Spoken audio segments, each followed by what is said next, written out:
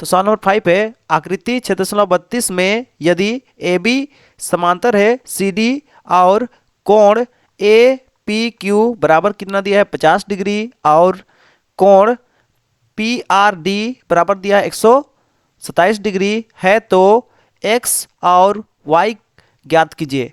ठीक है, तो जो मान दिया है उसको देखते हुए एक्स और वाई का मान निकालना है। तो सबसे पहले क्या करते हैं, हल लिखते हैं, फिर दिया है लिखते हैं, और जो चीज़ दिया है उसको पहले लिख लेते हैं। तो क्या क्या दिया है, ए बी समांतर सी डी और कोण ए पी क्यू बराबर 50 डिग्री दिया है और कोण पी आर डी बराबर कितना 127 डिग्री दिया है, और निकालना क्या है, एक्स निकालना है, वाई निकालना है। ठीक है, तो ध्यान सुनिएगा, यहाँ पे देखिए आपका जो चित्र दिया है उसमें देखते हैं पहले। तो ये आपका एक रेखा है, ये एक आपका रेखा है। तो ऊपर का ये रेखा और नीचे का ये रेखा दोनों आपस में क्या है, समांतर है।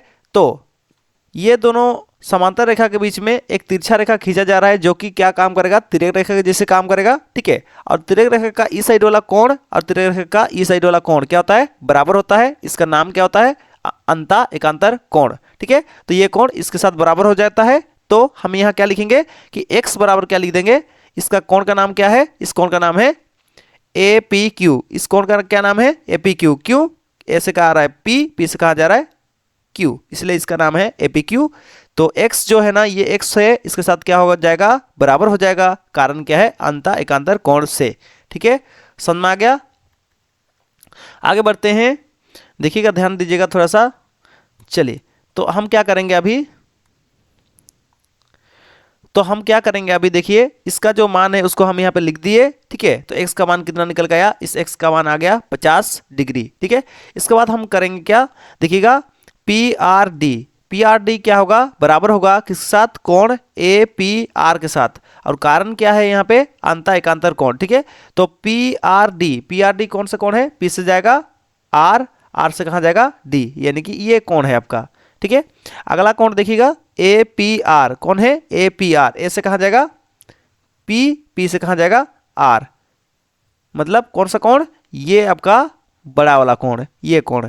ठीक है, ये कोण आपका इस कोण के साथ क्या होगा, एकांतर कोण होगा। ठीक है, क्योंकि देखिए, ध्यान सुनिएगा, यहाँ पे ये जो लकीर है आपका तिर्यक रेखा जैसे जब काम करता है, तो आपका इस साइड का ये पूरा बड़ा वाला कोण जो है आपका, ये पूरा बड़ा वाला कोण और ये आपका कोण। ठीक है, अब इसको मत देखिएगा, इसको मत देखिएगा, ये वाला कोण को आप सॉरी इस वाला लकीर को बिल्कुल मत देखिए, आप बस इस लकीर को देखिए और ये दोनों समांतर रेखा को देखिए। ठीक है, तो ये जो तिरछा रेखा तिर्यक रेखा जो है ना, इसका इस साइड का ये कोण और इसका ये साइड का ये कोण, दोनों आपस में क्या होता है, अंता एकांतर कोण होता है, और ये दोनों कोण आपस में क्या होगा, बराबर होगा। तो इसलिए दोनों को क्या कर दिए, बराबर दिखा दिए, और दोनों का नाम क्या है, अंता एकांतर कोण, इसलिए आगे में लिख दिए कारण किस वजह से बराबर है, अंता एकांतर कोण की वजह से। ठीक है,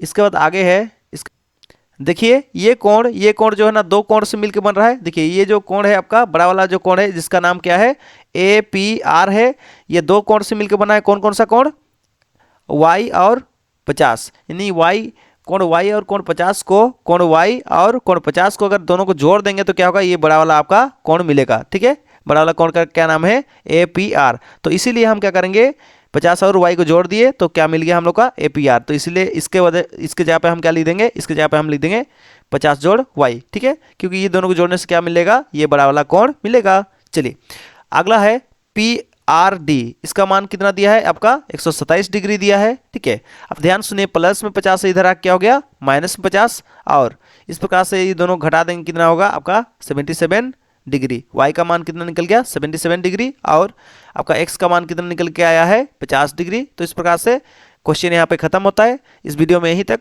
थैंक यू।